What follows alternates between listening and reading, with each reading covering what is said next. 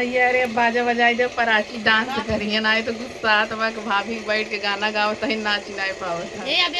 भैया अरे रात ड्रोन वाला चोर निकला है एकदम परेशान करके रख ले माता रानी को उठाओ नहीं पावती चोरी मारी नाच नहीं पाओ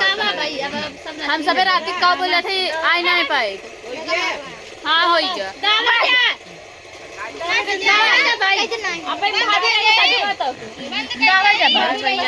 सजो तक ना रहा